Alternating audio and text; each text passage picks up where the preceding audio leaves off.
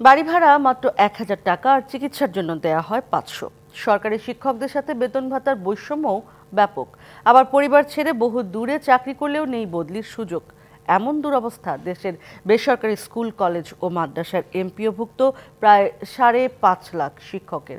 বছরের পর বছর এ অবস্থা চললেও কান দেয়নি বিগত সরকার। আজ বিশ্ব শিক্ষক দিবসে এসব বৈষম্য দূর করার দাবি জানিয়েছেন এমপিওভুক্ত শিক্ষকরা।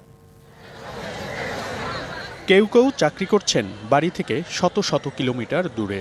এনটিআরসি এর মাধ্যমে সরকারিভাবে নিয়োগ হলেও নেই বদলির সুযোগ। অথচ বাড়ি ভাড়া মাত্র ১,০০০ টাকা, অন্যান্য ভাতাও নামমাত্র। সারা দেশে বেসরকারি স্কুল, কলেজ ও মাদ্রাসার এমপিওভুক্ত শিক্ষকদের সংখ্যা প্রায় ৫.৫ লাখ।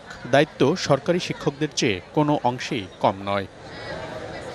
এত ভূমিকা থাকলেও ব্যাপক বৈষম্যের শিকার এমপিওভুক্ত শিক্ষকরা। পরিসংখ্যানে দেখা গেছে, একই বেতন স্কেলে চাকরি শুরু হলেও বেসরকারি শিক্ষকরা পান শুধু বেতনের মূল অংশ। সরকারি শিক্ষকদের তুলনায় বাড়ি ভাড়া পান কয়েক গুণ কম, চিকিৎসা ও উৎসব ভাতাও দেয়া হয় নামমাত্র। সর্বোচ্চ বিদ্যুৎ সাশ্রয় যমুনা এসি, মাত্র ২৪ টাকায় এসি চলবে সারাদিন। যমুনা এসি। বিগত সরকারের সময়ে বারবার বৈষম্য দূর করার দাবি জানিয়ে নানা কর্মসূচি পালন করেন শিক্ষকরা, কিন্তু তাতে কিছুই হয়নি। বাংলাদেশে ৯৭% শিক্ষার যে ভূমিকা সেটা এমপিওভুক্ত শিক্ষকরাই পালন করে আসতেছে, কিন্তু তারা বিশাল বৈষম্যের শিকার। এসব শিক্ষক ১,০০০ টাকা বাড়ি ভাড়া নিয়ে ৮০০-৯০০ কিলোমিটার দূরে চাকরি করছে এবং মানবতর জীবন যাপন করছে।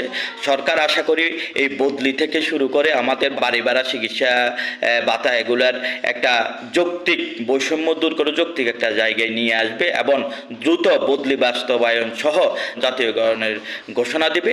এমপিওভুক্ত শিক্ষকদের বৈষম্যের কথা স্বীকার করছে মাধ্যমিক ও উচ্চশিক্ষা অধিদপ্তরও। ভারাক্রান্ত মন নিয়ে আমরা আমাদের শিক্ষা ব্যবস্থা ঠিকভাবে চালাতে পারবো না। এজন্য বেতন ভাতা বা আর্থিক সহায়তা দেওয়া যায় সে বিষয়ে আমাদের উপদেষ্টা মহোদয় সহ আমাদের শিক্ষা মন্ত্রণালয় কাজ করছে। বদলির বিষয়টা একটা নীতিমালা বিষয়ে আলোচনা হচ্ছে।